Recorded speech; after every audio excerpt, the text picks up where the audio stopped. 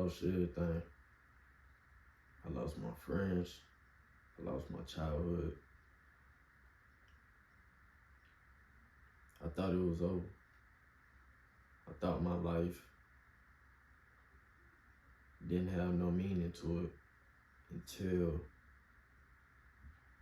God spoke to me. He came to me in my darkest times and reminded me that he was there for me no matter what I was going through. Even the times when I didn't recognize him, he was there for me. Even the times where I wanted to take my own life, he was there for me. Because I had a calling, I had a bigger purpose on this earth. We get so trapped up in our problems, we stress so much over what we're going through, that we don't realize that's when God talking to us the most. Your problems will never outshine the light. I was just reading the Bible a little bit earlier in the book of John. It said a verse. It said something about how the light will always overcome the darkness. And that kind of hit me because I was in a situation where God was bigger than what I was going through. I just couldn't see it because I was moving so fast. I was stressing so much. I was sinning so much. But once I slowed down and I just released everything, bro, I cried. I, opened up, not to anybody as far as people, but I opened up to God himself. I got on my knees and I prayed. And I heard him speak to me. And he let me know that everything was going to be okay. I just had to have faith in him. And truthfully, he just wanted me to open up to him. He just wanted me to come back to him. We idolizing our problems in today's time, bro. Y'all don't even recognize it. You letting your problems be bigger than God himself. But like I said in the Bible, it literally explains how light outshines the darkness, bro. Light overcomes the darkness, and there's no way around that. And when I say the light, I mean Jesus himself. So,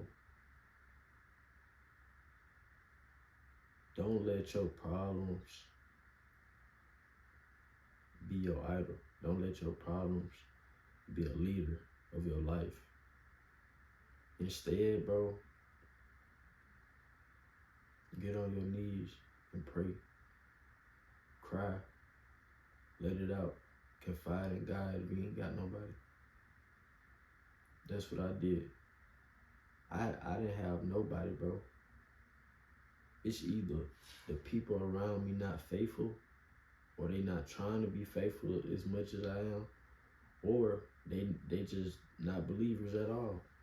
And that's what I had to deal with. I didn't have nobody to run to and say, hey, I'm going through this, can I talk to you? Or, I didn't have nobody to go to and just, confide in. But I understood that sometimes we put in these positions because God wants you to just come back to him. He just wants you to be alone and conversate with him. Pour out all your problems. That's what God wants you to do sometimes. Most of the time, it ain't even about nobody else. As much as we want to confide in somebody and we want to be intimate with somebody, and we want people to hear us out. We want to be vulnerable. Sometimes it's not even worth being vulnerable to people. Sometimes it's not even necessary being vulnerable to people. At the end of the day, and at the start of the day, you should always remember to be vulnerable to God before you be vulnerable to anybody else. I don't care if that's your girlfriend, your mom, your dad, your brother, your sister.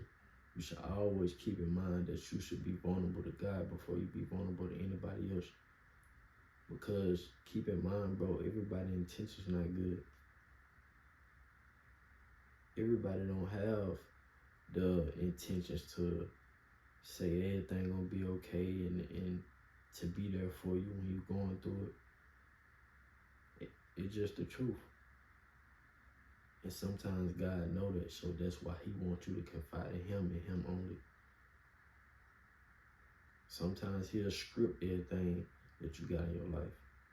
He'll take away all your money or all the females or all the men or whatever. Like, he'll take away all that, bro.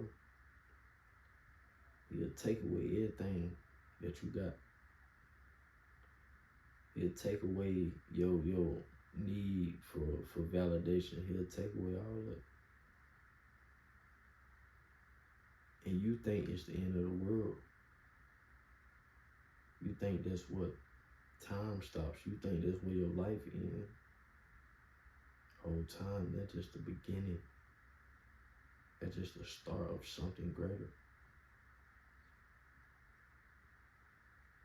But to know that, you gotta understand it. You gotta be the person that see that. Yeah, I can tell you, but it means nothing if you just let it be and not do nothing about it. One thing about me, I seen it, and now I'm in the best position of my life. I feel great. Yeah, I'm not perfect. Yeah, I sin too. But I'm becoming more and more righteous every day simply because I heard God and I understood. I felt something inside me that said everything is going to be okay. And I just moved according to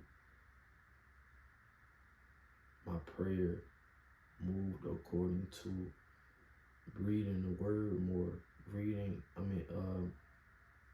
moved according to just listening more to my intuition, bro. You gotta understand, your intuition is God himself.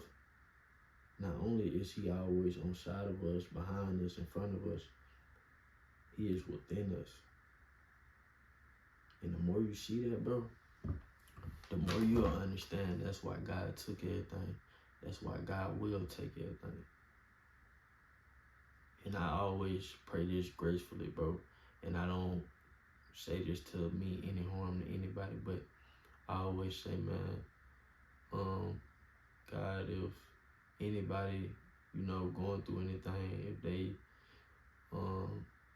battling, as much as I do or as much as I did, I just ask that you remove anything out their life that doesn't bring you closer to him. I ask him to remove anybody or anything that doesn't bring me closer to him, simply because I know a lot of the time the things we have in our daily life could be distractions when we think they're not.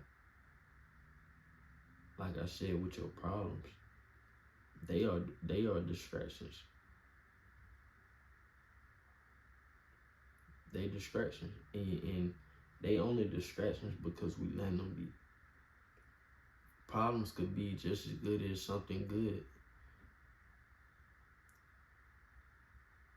And I shouldn't even be labeling them problems. They are actually lessons, but we look at them as problems and we stress over them and we idolize them.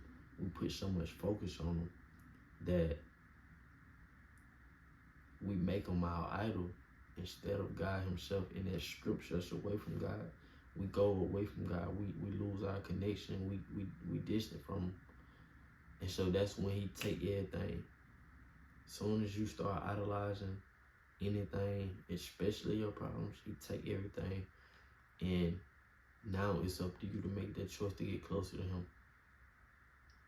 Or you just gonna stay in that deep sorrow and that deep pain, that deep depression. You're gonna stay in that stress. You're gonna stay in that stagnant life where you have nothing or nobody. Things are going great for me, bro. All because I listen to God. I would advise you to do the same. And I'm not forcing y'all. I want y'all to see for yourselves, bro. I'm just a messenger trying to help y'all get one step closer to God every day.